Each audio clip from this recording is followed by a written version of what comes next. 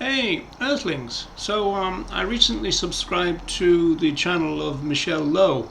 She's a psychologist and I'm a sociologist, so there's quite a lot of content that I'm really interested in. And Michelle made a really interesting video lately, and I wanted to make so many points that I thought, well, the best thing to do would be to respond with a video, and so this is that.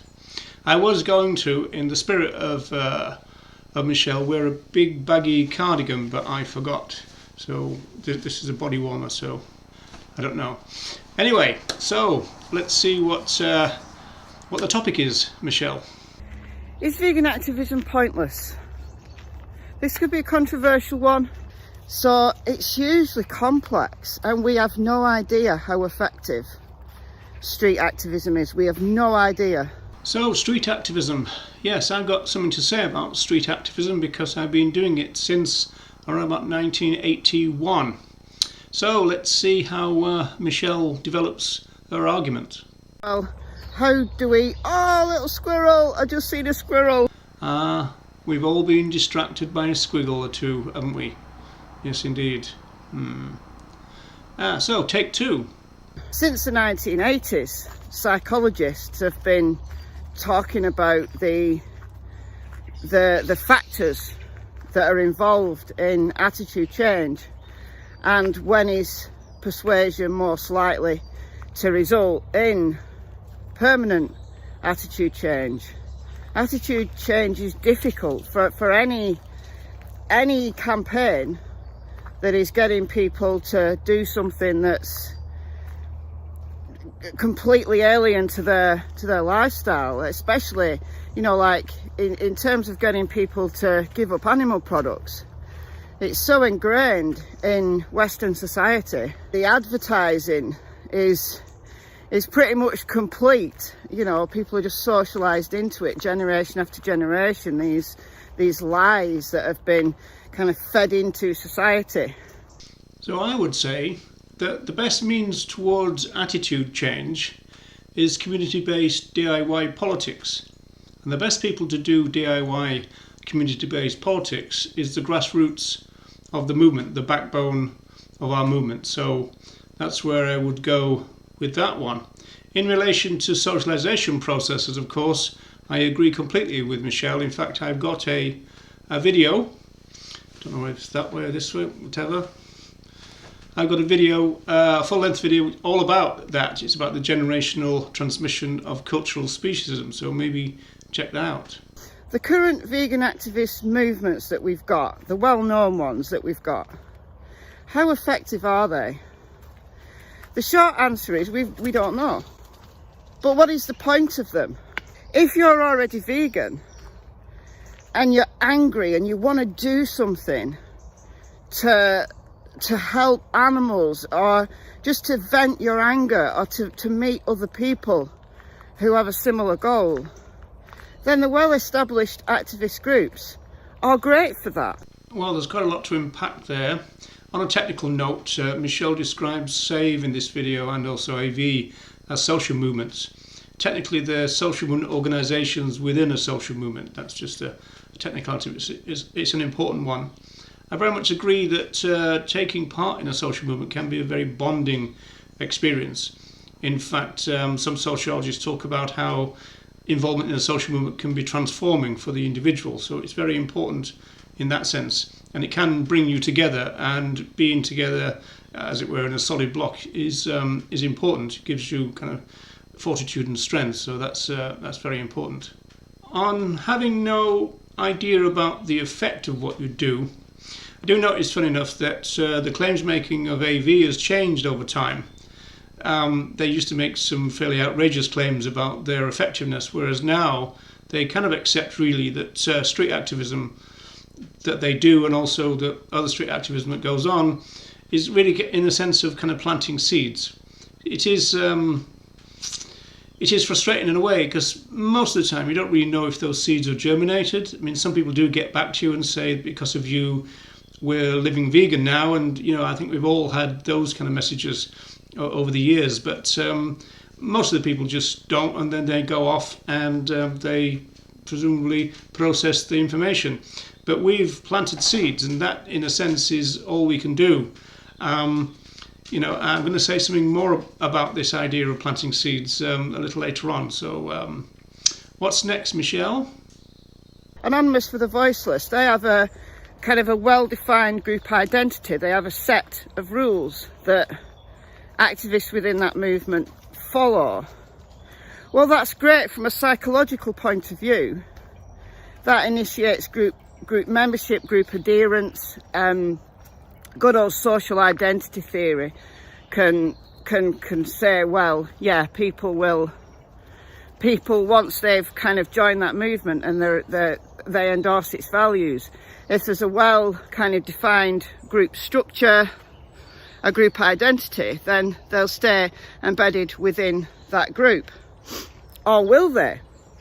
Because we know that a lot of people who, you know, maybe go to a queue, you like its structure, you like what it does, you like its ethos, you like the way it does activism, then great. You've got your movement where you can vent your anger, and yeah, perhaps street activism, cubes of truth, do highlight to some people, the people who see those cubes in action.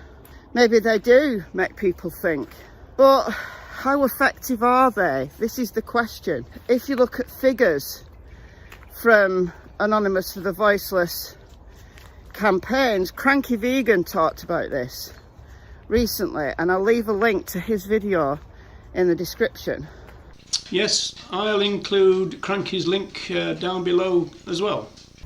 Even if you can agree, get people to agree on the street to a challenge to go vegan for a short time, or to give up meat or something for a short time, we have no idea how long lasting that is. We have no idea.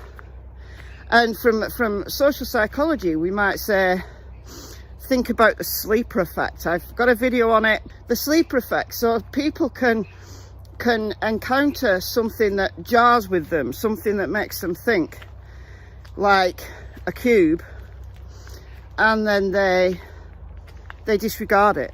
And it's only at some point in the future that they have another trigger, and that's the thing that initiates the change. Yes, I very much like this multiple trigger idea. It's a really useful kind of metaphor, and it's a kind of question that, you know, you get triggered and then again and again, and then eventually. Tom Reagan, the guy who wrote The Case for Animal Rights, said that, you know, we tend to kind of get these triggers, and then one day you look in the mirror and there's an animal rights activist looking back at you. So it's a kind of, he called it being a muddler, kind of muddle through until you get there, as it were. I tend to use the metaphor of a jigsaw, and so the pieces go down one at a time until bingo, you've got the full picture. The interesting thing about that is that some of the pieces are bigger than others. So when people look back at the formation of the picture, they'll often remember the big pieces going down. And so when people say, in retrospect, as it were, what made you start to live vegan, they might say, it was this film or that talk, or I did that. Usually, when you investigate it a bit further, it's usually a whole series of things, as Michelle is alluding to in that last clip. Why does an organisation need $1.5 million a year? What's it for? Wouldn't that money be better served in ways that might initiate more change? And what I'm thinking about here is media campaigns. The upshot of it is we don't know, but surely from a numbers game perspective, the most concerted efforts should be, and the money, the investment should be in getting vegans into the mainstream media. And I'm pleased when mainstream media picks up on things like the Domino's pizza, you know, there's now a Domino's vegan pizza, or there's a whole vegan menu at Papa John's, or there's a whole vegan menu here, and having people record those, like on YouTube, like I did recently with the Flaming Grill. The media. Well, there's a lot of media sociology. A lot of people take the mickey out of it, but nevertheless, it is important to differentiate between the mass media and regional media social media and community-based media. The relationship between social movements and the mass media often tends not to be a great one, in the sense that the mass media have got the control over the process and the social movement doesn't. The thing that's seductive about the mass media for social movements is the mass part. In other words, you can reach millions of people all at once.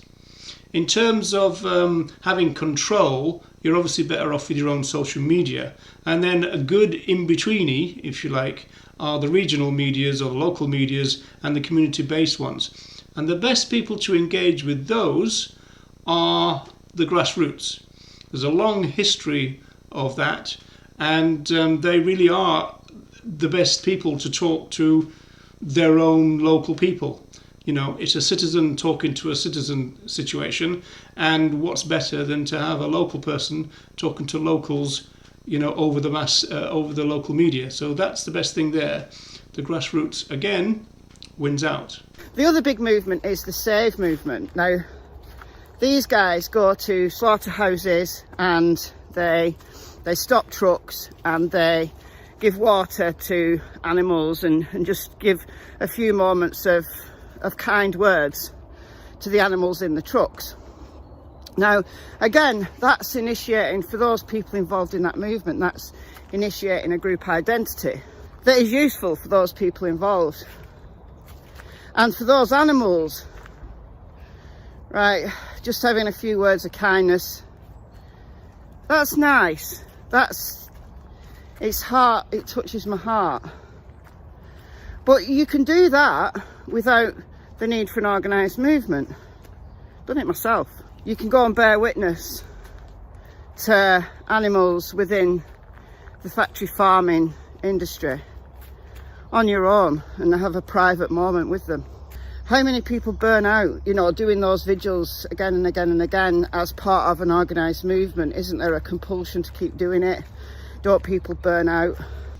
Bearing witness. I tend not to like that phrase very much. I think it's got religious overtones, but I suppose that's just me.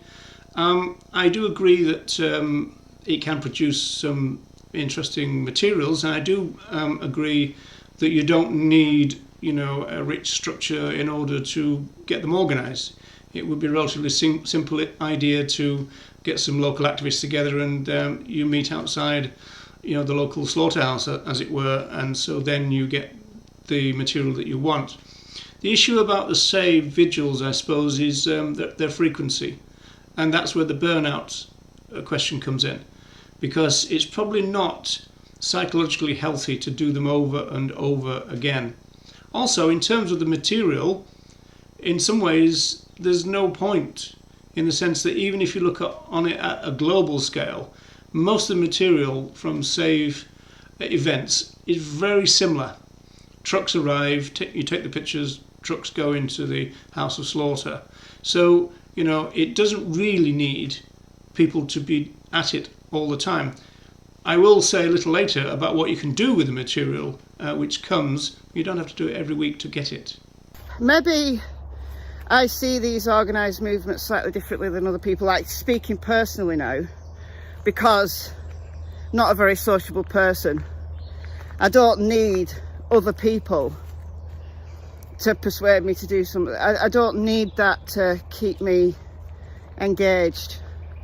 And I know some activists say you should go to a vigil at least once to really hammer home, to make you stronger in your activism. And maybe there's something to be said for that. I love the thundering dog charging past in that clip. Yeah, so investigation, and the idea that it's bonding and gives you resolve to, as it were, see animal use firsthand. That is true. Investigations have been going on, certainly in Britain, since the 1980s. I took part in lots of them, including out inside a chicken slaughterhouse where we found workers supergluing the chickens together and this kind of stuff. So they are very useful. There was a group in the 80s called the NAL, the Northern Animal Liberation League, and they started the idea of getting lots of people to kind of invade a place. It might take 300 people, you know, however many they could get into a site. And it is true that once you've seen a place of animal use, be it a laboratory or a farm, you tend not to forget it. And then it means that whatever the vivisectors say, whatever the farmers say, you kind of know. They can tell as many lies as they want, and you're not going to be fooled at that stage, because you've kind of seen it, you've kind of felt it, you've smelt it, and you've felt the heat of being in one of these units. I was arrested once for something called the Battery 22. That was the case in the end. And we'd gone into a deep pit, a battery unit. And I still remember that to the day. I mean, we talk about mid-80s here. And we went on the lower level, and you can look up. There's all these thousands of feet that you can see. You don't forget that kind of stuff. So it is kind of important. Again, you have to question the idea of how often to do it.